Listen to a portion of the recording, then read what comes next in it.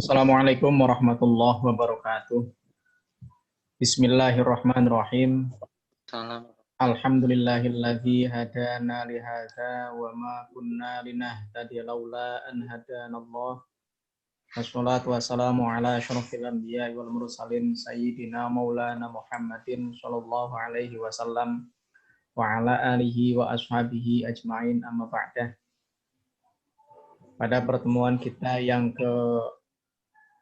keempat ini kita akan membahas tentang materi yang ketiga, ya. Materi yang ketiga yang tentunya ini adalah merupakan materi yang dipresentasikan oleh kelompok 2, yaitu tentang konsep ketuhanan di dalam Islam. Ya. Konsepnya bagaimana tentang kita mengenal teologi Islam, kita mengenal yang namanya pemikiran-pemikiran tentang ketuhanan itu seperti apa sih. Nah, pada makalah ini, pada pertemuan kita kali ini, kita akan membahas tentang materi tentang hal itu. Konsep ketuhanan dalam agama Islam. Di dalam Islam, konsep ketuhanan itu sering disebut dengan akidah. Ya, bagian dari akidah atau keyakinan yang harus dipercayai yang kaitannya dengan keimanan. Ya, jadi akidah Islamiyah itu kaitannya dengan keimanan. Keimanan adalah pembenaran yang dilakukan oleh hati, tasdik bil qalbi, kemudian ikror bil lisan, diikrarkan melalui lisan, ucapan, kemudian al-amal bil arkan, dilakukan dengan menggunakan anggota badan. Jadi di dalam keimanan itu, ya, 3 unsur ini harus ada, yaitu harus ada unsur tasdik bil qalbi, membenarkan dengan hati, ya. Kemudian ikror bil lisan, diikrarkan melalui lisan. Kadang itu kan hati dengan lisan itu kan tidak sinkron, ya. Ada orang ngomong iya tetapi di hatinya tidak. Atau sebaliknya, ngomong tidak tetapi di hatinya iya. Nah, ini kadang orang itu tidak sinkron. Maka syarat untuk terpenuhinya keimanan adalah sinkron antara apa yang di dalam hati dan juga apa yang diucapkan dalam lisan. Makanya tasdik bil qalbi dibenarkan dengan hati, kemudian juga diikrarkan dengan lisan. Tidak hanya itu, tidak cukup hanya seperti itu, tetapi mampu dimanifestasikan dalam sebuah amal perbuatan. Di dalam sebuah hadis disebutkan, "Man kana yu'minu billahi wal yaumil akhir falyaqul khairan aw liyasmut." Barang siapa yang beriman kepada Allah dan beriman kepada hari akhir, maka hendaklah ia berkata baik. Kalau tidak bisa berkata baik, maka diam saja. Nah, kita bisa analisis hadis ini, bahwa yang namanya iman kepada Allah dan iman pada hari akhir ini kaitannya dengan akidah, kaitannya dengan konsep ketuhanan. Ya. Tetapi konsep ketuhanan itu mampu bermanifestasi di dalam atau mampu menjadi cermin, ya, cerminannya itu adalah kesolehan sosial. Dalam hadis itu disebutkan falyakul khairon aw liyasmut. Hendaklah orang yang beriman kepada Allah dan beriman kepada hari akhir itu mampu mewujudkan keimanannya dalam bentuk sosial, yaitu dalam hal ini adalah berkata yang baik. Kalau tidak bisa berkata baik, maka diam saja daripada mengeluarkan sesuatu yang tidak bermanfaat. Ya. Kemudian lanjutan hadisnya, fal yukrim jarohu. Ya. Muliakan tetangganya. Fal yukrim doifahu. Muliakan tamunya. Sehingga konsep inilah yang kemudian menjadikan keimanan itu harus ada manifestasinya di dalam amal perbuatan. Sehingga, sekali lagi, bahwa yang namanya keimanan itu ada 3 unsur. Ada tasdik bil qalbi, pembenaran oleh hati. Kemudian ada ikror bil lisan, diikrarkan melalui sebuah ucapan. Ya. Kemudian al-amal bil arkan, yaitu diamalkan melalui perbuatan anggota badan. Ya. Di dalam ayat Al-Quran juga disebutkan, inna sholata tanha anil fahsya'i wal munkar. Sholat itu mampu mencegah orang yang sholatnya dari perbuatan keji dan mungkar. Nah, ini juga sama, ya, bahwasanya ibadah yang walaupun itu hubungannya dengan Allah, sholat itu kan hubungannya dengan Allah ya, hubungan antara seorang hamba dengan sang Kholik.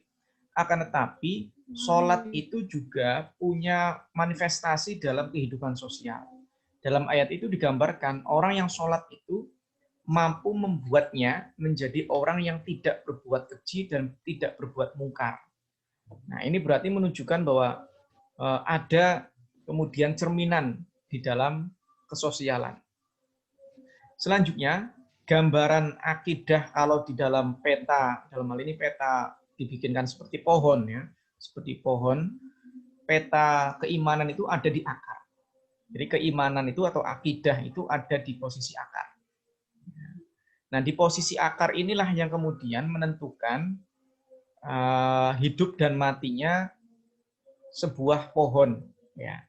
Jadi pohon bisa hidup, bisa kokoh itu kalau akarnya kuat.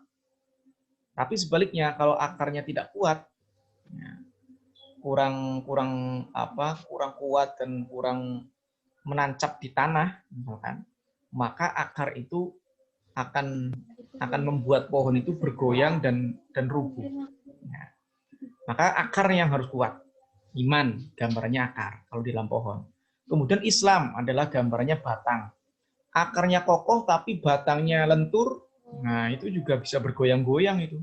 Dan itu bisa berbahaya. Ya, bisa membahayakan orang di sekitarnya, bisa rubuh. Ya. Walaupun akarnya kuat, tetapi batangnya tidak kuat. Nah, setelah itu, setelah akar, batang, ada daun atau ada buah. Ya. Daun dan buah ini adalah merupakan ihsan. Ada pohon bisa hidup dengan akar yang kuat, dan ada batangnya, kuat juga, tetapi tidak memiliki daun misalkan. Ya, mau buat apa itu, walaupun memang pohonnya hidup, tetapi ada pohon kok tanpa daun, ya. Terus kemudian tanpa buah, nah buat apa? Buat berteduh juga tidak bisa, buat dinikmati buahnya juga tidak bisa, ya. Terus mau buat apa? Pasti akan dipotong kayak gitu. Ya. Nah inilah yang kemudian kita sebagai orang Islam itu harus memenuhi 3 trilogi ini. Ada keimanan di posisi akar, ada keislaman di posisi batangnya, dan ada ihsan. Ya, ihsan itu adalah berbuat baik. Ya. Tidak hanya kita yang berbuat baik untuk diri kita, tetapi juga kebaikan kita bisa dinikmati oleh orang lain. Ya, bisa dinikmati oleh orang lain. Dan contoh ihsan di dalam hadis itu luar biasa ya. Hal kecil ternyata bisa kita jadikan sebagai objek dalam kita berbuat baik. Ya, contoh misalkan dalam sebuah hadis disebutkan innallaha katabal ihsan ala kulli syai'in. Allah itu menuliskan ihsan itu pada objek apapun, ala kulli syai'in, pada objek apapun. Bahkan di dalam hadis itu mencontohkan kalau kalian mau menyembelih hewan kurban, maka tolong ya, pisaunya dipertajam. Terus kemudian hewannya diberikan kenyamanan. Nah, hewannya diberikan kenyamanan ini bisa jadi kalau mau menyembelih, mau menidurkan hewan yang akan disembelih, itu kan caranya biasanya ini yang sapi ini ya. Biasanya kalau yang sapi itu kan cara penyembelihannya menidurkan sapinya itu dengan diikat tali kakinya, tarik ya, akhirnya kan kedebuk gitu ya, ada suara kedebuk dan itu ternyata itu kurang baik gitu. Ya, karena tidak memberikan kenyamanan pada hewan. Maka sekiranya diberikan kenyamanan pada hewan itu. Dan juga memberikan kenyamanan pada hewan juga, hewan yang ngantri untuk disembelih, jangan diperlihatkan hewan yang disembelih. Jadi hewan yang disembelih dengan hewan yang ngantri agak jauh tempatnya. Biar nanti hewan yang belum disembelih, yang masih antri, itu tidak merasa terganggu. Ya. Itu penting, itu padahal hewan ya, padahal hewan. Tetapi hadis itu menggambarkan bahwa yang namanya ihsan itu kita berbuat baik itu tidak hanya kepada sesuatu yang besar, tetapi hal yang sepele pun bisa kita ihsan. Termasuk tadi. Nah, makanya di dalam sebuah kisah Nabi Yakub ayahnya Nabi Yusuf ya, itu pernah menyembelih anak sapi, ternyata disembelihnya di hadapan induk sapinya. Ya. anak sapi disembelih oleh Nabi Yakub di hadapan induk sapinya. Nah, induk sapi ini merasa sedih. Kalau punya perasaan mungkin nangis dan mungkin marah-marah dan lain sebagainya ya. Sedih ya.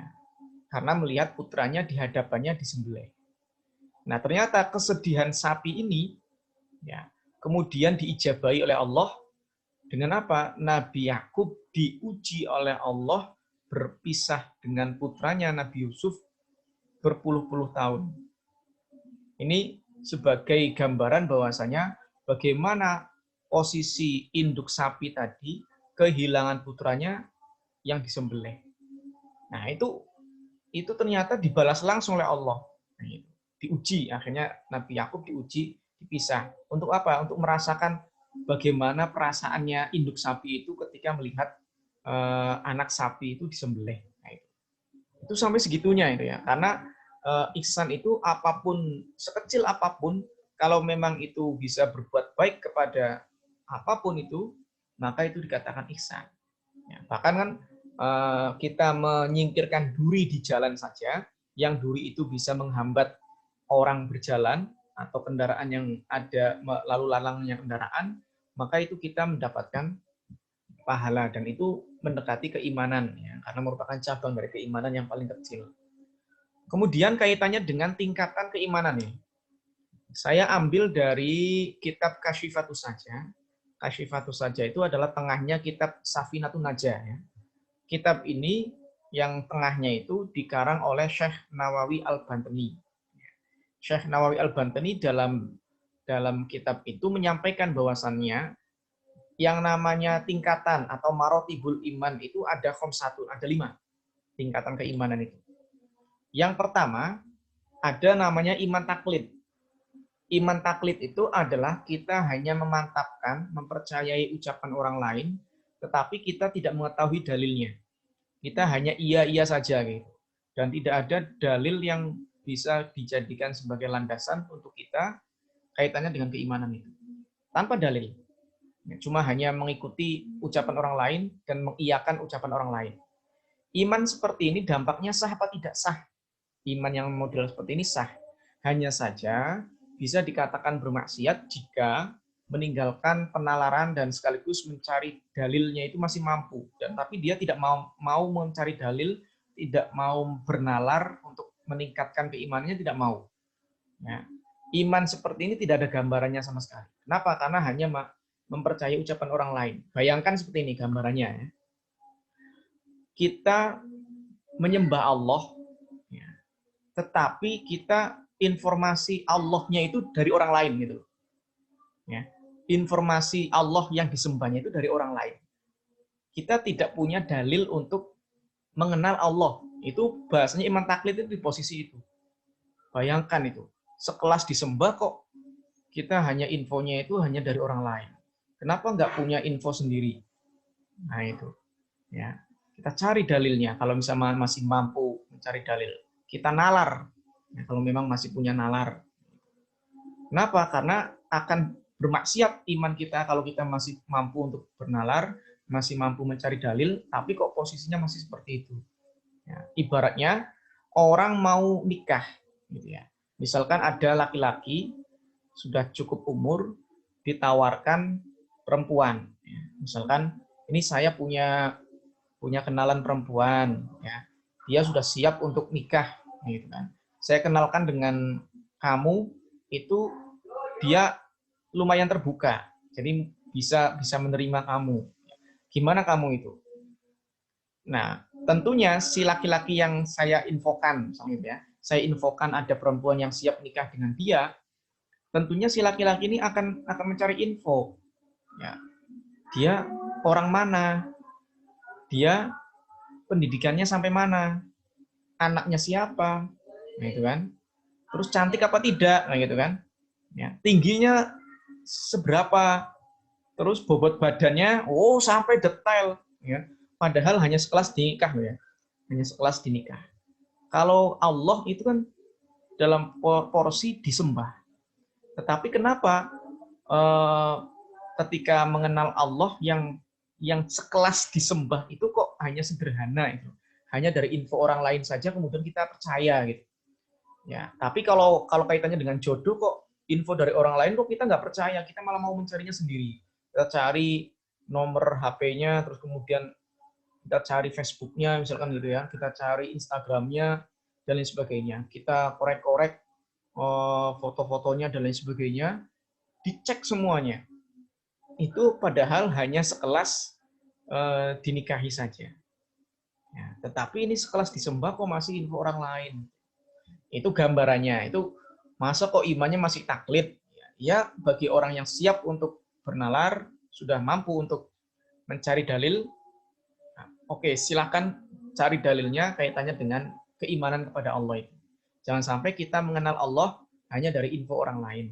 Tapi kita harus punya dalil, punya landasan bahwa Allah itu siapa. Kita harus mulai memperdalam keimanan itu. Supaya kita naik derajat, ya, naik tingkatan. Nah, tingkatan iman ilm ini sudah mengenal Allah secara teori. Ya. Sifatnya Allah apa saja, sifat wajib bagi Allah, sifat mustahil bagi Allah, sifat jaiz bagi Allah, sifat wajib bagi Rasul apa, sifat mustahil bagi Rasul apa, sifat jaiz bagi Rasul apa, dan beserta dengan dalil-dalilnya. Dalilnya Allah punya sifat wujud apa, dalilnya Allah punya sifat kidam apa, punya sifat sama apa, punya sifat basor apa, dan begitu seterusnya. Itu semuanya sudah punya dalil. Dalilnya adalah dalil nakli dan dalil akli ya. Dalil nakli itu berasal dari ayat Al-Quran ataupun hadis. Kalau dalil akli itu ya berdasarkan kaitannya dengan akal, logika kita. Kita gambarkan gini. Bukti adanya Allah apa? Kita cari dalil. Dalil di dalam Al-Quran, adanya Allah itu mana ayatnya? Allah punya sifat wujud itu mana ayatnya? Nah, kalau sudah kita ketemukan, berarti kita punya dalil bahwa Allah punya sifat wujud itu berdasarkan ayat ini.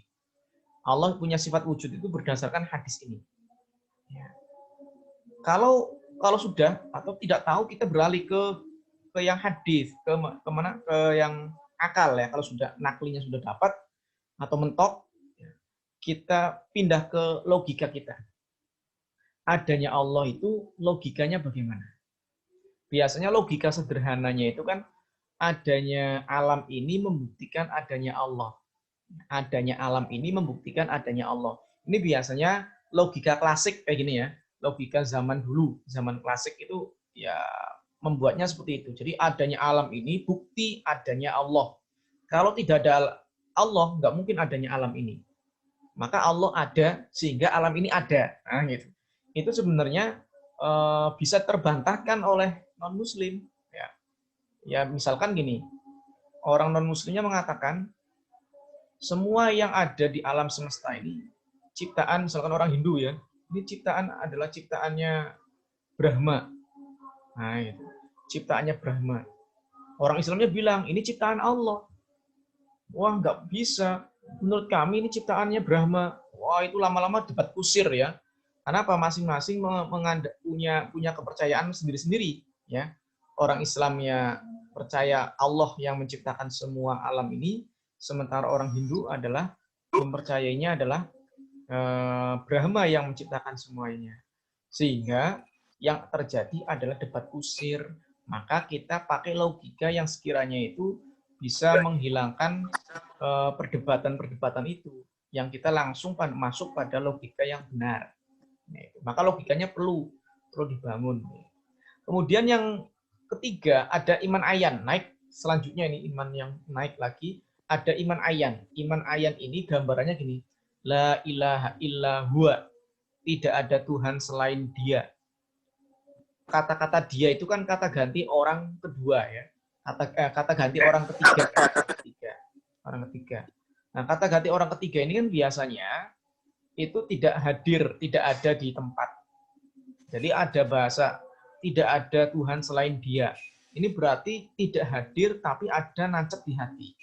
Karena dengan ungkapan Dia itu sudah ada di hati. Nah, berarti iman itu sudah nancep di hati. Iman itu sudah nancep di hati. Gambarannya gini.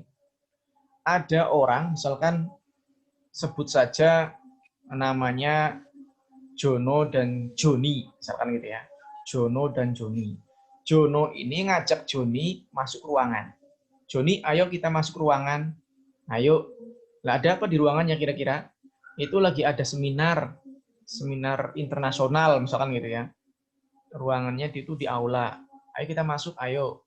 Nah, ternyata si Joni ini belum sampai masuk, baru nengok di depan pintu, nengok ke dalam, tiba-tiba si Joni melihat sosok yang ia benci di dalam ruangan itu. Ya, yang dia selalu menghindar, tidak mau ketemu dengan orang itu. Akhirnya si Joni bilang kepada Jono, Jono, mohon maaf, saya nggak jadi masuk. Nah, kenapa Joni? Tadi kan kamu mau masuk ke ruangan itu, ke aula. Nggak jadi. Nah, kenapa? Ada si dia. Nah, gitu. Si Joni hanya menyebutkannya si dia. Ada dia. Nah, si Jono yang nggak tahu siapa dia, ini nggak paham. Maksudmu apa? Dia siapa? Saya nggak mau menyebutkan namanya, kata si Joni. Saya tidak mau menyebutkan namanya. Pokoknya saya enak melihat menyebutkan namanya saja sudah enak, apalagi lihat batang hidungnya itu. Saya nggak mau. Nah, ini berarti menunjukkan kalau dalam keimanan nih, dia yang disebutkan oleh si Jono, dia yang masih abstrak. Dia yang masih tidak tergambarkan. Tetapi oleh si Joni, dia itu sudah nancep di hatinya. Dia itu adalah si dia itu. Yang dimaksudkan oleh si Joni tentunya. Yang itu sudah nancep di hatinya. Tetapi bagi si Jono, dia itu belum tergambarkan. Ini ibaratnya keimanan, si Joni tingkat keimanannya lebih tinggi karena mampu memahami dia di dalam hatinya. Nah, itu namanya tiada Tuhan selain dia. Kemudian ada iman yang keempat yang naik lagi, naik tingkatan lagi. Ada iman yang kalau digambarkan itu la ilaha illa anta. Tiada Tuhan selain engkau. Kalau bahasa engkau itu kan berarti hadir. Ada di depan, di hadapan. Nah itu. Jadi ketika orang melihat sesuatu yang ada di hadapannya, itu tampaklah Tuhannya. Tampaklah Tuhannya. Ini bisa kita gambarkan ya. Bisa kita gambarkan. Contoh gini. Si Jono lagi tadi ya. Si Jono ini orangnya penakut. Si Jono ini orangnya penakut. Kalau lewat yang gelap-gelap itu merinding. Ya. Kalau lewat yang gelap-gelap. Ya.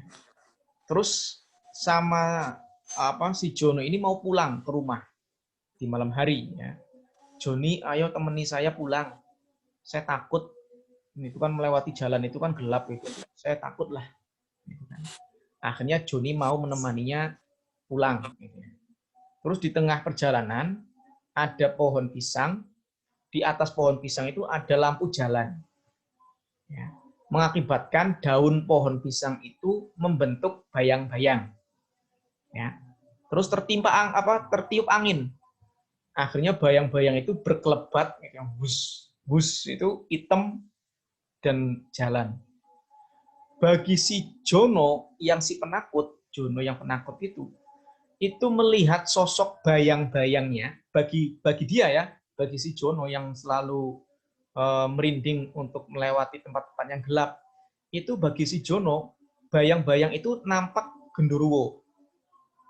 Ya, bagi si Jono bilang, Joni, ada genderuwo Joni, saya takut Joni, mana genderuwo? Si Joni tidak melihat apa-apa karena memang dia pemberani, tidak melihat apa-apa. Mana? Itu sedang goyang-goyang di situ, hitam gede. Nah, gitu ya. Oh, ngawur kamu itu. Itu pohon pisang, daun pohon pisang itu kena lampu. Jadi membentuk bayang-bayang kena tiupan angin. Kamu ngawur aja. Enggak bener, serius, saya serius. Gitu kan. Saya melihat genderuwo.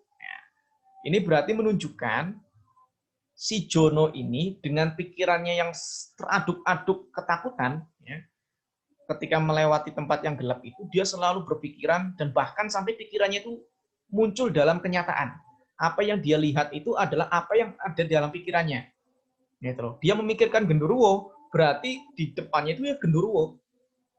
Dan itu nyata bagi dia, ya, nyata bagi si Jono. Bagi si Joni yang realistis, tanpa ada pikiran-pikiran yang mengganggunya itu, ia melihatnya yang sesuai dengan apa yang ada. Ini kalau dalam keimanan, si Jono ini sudah tingkatan tinggi. Dalam arti bahwa ketika Allah itu sudah bercampur di dalam pikirannya, sudah merasuk pikirannya, Allah ya. Jadi keimanan kepada Allah sudah merasuk pikirannya, maka pikirannya tentang Allah itu akan terwujud dalam bentuk nyata. Gambarannya seperti tadi. Nah, itu namanya la ilaha illa anta. Tiada Tuhan selain engkau. Engkaunya itu di depan, engkaunya itu di depan. Itu gambarannya seperti tadi ya, gambarannya. Kemudian yang paling puncak ini, kita tidak bisa membahas yang keimanan yang paling puncak ini. Sulit untuk dijelaskan. Yaitu gambarannya adalah la ilaha illa ana. Tiada Tuhan selain saya. Nah, kalau sudah seperti ini, gambaran sedikitnya gini aja, gambaran sedikitnya. Ketika ada orang ngomong saya, aku, Inyong, gitu ya, nah, Abdi, ya, dan lain sebagainya yang berbahasa saya, ketika orang yang ngomong sayanya itu sudah meninggal dunia, kira-kira sayanya itu masih ada apa tidak? Sayanya orang yang sudah meninggalnya itu. Kan sudah tidak ada ya, sudah tidak ada. Maka sayanya itu kembali kepada Allah. Gitu loh. Saya ini tidak ada. Karena saya akan mati. Saya ini fana. Yang ada saya ini adalah Allah. Karena ketika saya mengucapkan saya pada saat hidup, ketika sudah mati, sayanya saya ya, itu akan kembali kepada Allah. Sehingga saya tidak ada, yang ada hanyalah Allah. Itu tingkatan keimanan la ilaha illa ana. Nah, repot ini kalau dijelaskan ya. Nanti akan terbayang-bayang dan ini kalau dipraktekkan nanti pas beli ini saya Allah ini. Wah, itu repot itu nantinya. Nanti nggak mau membayar itu karena dianya ngaku Tuhan. Nah, ini yang kemudian tingkatan tertinggi ya. Sehingga tidak perlu dibahas lebih lanjut karena kita tidak sampai ke sana pemikiran kita. Kemudian gambaran supaya mampu untuk kita menaik satu tapak demi tapak ya, satu tahap ke tahap yang berikutnya. Di antaranya ini ayat Al-Qur'an menjelaskan innamal mu'minuna idza dzukirallahu wajilat qulubuhum wa idza tuliyat 'alaihim ayatuhu zadatuhum imana wa 'ala rabbihim yatawakkalun. Ya. Yang namanya orang mukmin itu adalah orang yang ketika disebutkan asma Allah hatinya bergetar. Dan ketika dibacakan ayat-ayat Allah itu ada 3 ya. Ada ayat-ayat nafsiyah. Ya, ayat-ayat nafsiyah itu bisa dilihat di diri kita. Kita bayangkan saja mata kita kok ada 2. Kalau 1 gimana? Kalau 3 gimana? Kenapa kok 2? Ya, kita pikirkan kayak gitu. Kita gambarkan. Kenapa mata kita ke depan arahnya? Kenapa nggak ke samping kayak ayam? Wah, ayam kan ke samping ya, nggak ke depan. Nah, kenapa seperti itu? Kenapa hidung kita lubangnya ke bawah?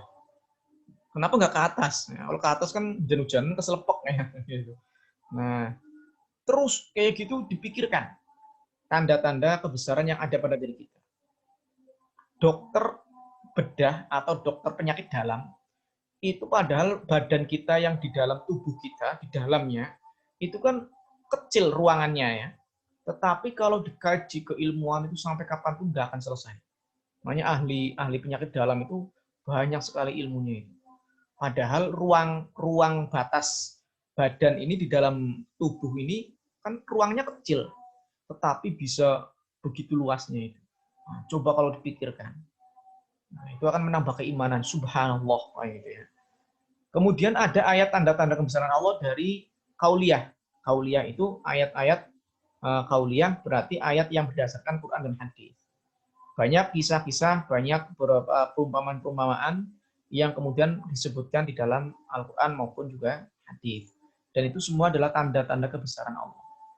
Dan yang terakhir, yang ketiga adalah ayat-ayat kauniyah. Ayat-ayat kauniyah itu adalah ayat-ayat yang sifatnya itu kita berada di alam semesta. Kita bisa melihat lingkungan kita. Kita bisa melihat luasnya alam semesta. Sehingga bagaimana alam semesta itu dikaji, kalau dikaji dengan baik itu luar biasa. Contoh gambarnya gini, kita ini kan kalau melihat semut, ya, itu kan subhanallah, semut kecil tapi bisa jalan. Gimana jantungnya ya, gimana ususnya ya. Nah itu, subhanallah banget. Tetapi kita itu hanya sekedar itu. Coba kalau kemudian kita kaji, semut itu bagaimana, cara berjalannya bagaimana, sebenarnya kakinya itu seperti apa, Kemudian kalau ketemu dengan kawannya itu kan kayak salaman kayak gitu. Sebenarnya itu salaman apa gimana itu? Apa tonjok-tonjokan? Ya. Apa memang tanda apa itu? Dikaji kayak gitu. Kemudian cara beranaknya bagaimana? Berkembang biaknya bagaimana? Cara makannya gimana? Ya. Terus dan begitu seterusnya. Makanya kan ada TV yang animal ya, TV-TV yang menyiarkan banyak hewan-hewan itu ya, sampai hal yang kecil-kecil itu dikaji. Dan itu subhanallah gitu ya, luar biasa. Baru satu hewan saja itu punya makna yang luar biasa. Nah, itu tanda-tanda kebesaran Allah yang ada di dalam itu. Oleh karena itu, maka supaya keimanan itu kita naik, tahapan-tahapan tadi dari satu sampai berikutnya, maka bisa melalui media ini, asma Allah. Ya, tadi dikatakan bahwa ketika Allah disebutkan, hati kita bergetar. Kita gambarnya gini, kalau nama kekasih kita disebutkan di hadapan kita, kita itu ada rasa getar, ada terperanjat gitu ya, ada mungkin terharu, atau mungkin orang tua yang anaknya itu pas wisuda misalkan gitu ya, atas nama Ahmad bin Suparjo misalnya itu ya, Ahmad bin Suparjo adalah mahasiswa lulusan terbaik. Wah, itu orang tua yang mendengarkan nama disebutkan saja, itu sudah terharu luar biasa. Nama anaknya disebutkan. Terharu. Nah, itu ibaratnya kita terharu ketika Allah disebutkan, bergetar di hati kita. Atau kekasih kita disebutkan di hadapan kita. Yang kita kangeni, yang kita sayangi, disebutkan di hadapan kita. Itu kan kita akan ada rasa haru, ada rasa terperanjat gitu ya. Nah, tapi kok ketika asma Allah disebutkan, padahal kita ngaku cinta kepada Allah, mahabbah fillah, gitu. Ketika ada azan, kok kita tidak mau ada rasa terperanjat, itu sama sekali nggak ada. Ya, mestinya kan Allahu Akbar, itu berarti kita terperanjat. Itu Tuhan saya disebut. Itu kekasih saya disebut. Nah, saya segera memenuhi panggilannya, kan gitu mestinya kayak gitu ya. Kemudian ciptaan Allah yang tadi, ciptaan Allah kita renungkan, kita hayati, kita analisis, kita teliti, yang dari penelitian tentang ciptaan-ciptaan Allah itu wah, luar biasa. Kemudian ada tanda-tanda kebesaran Allah di dalam alamnya secara langsung. Ada gempa bumi, ada tsunami, nah itu. Dari bencana-bencana itu ada gunung meletus, ya, ada banjir. Wah, itu semuanya adalah tanda-tanda kebesaran Allah. Dan dari itu semua kita bisa mengingat Allah.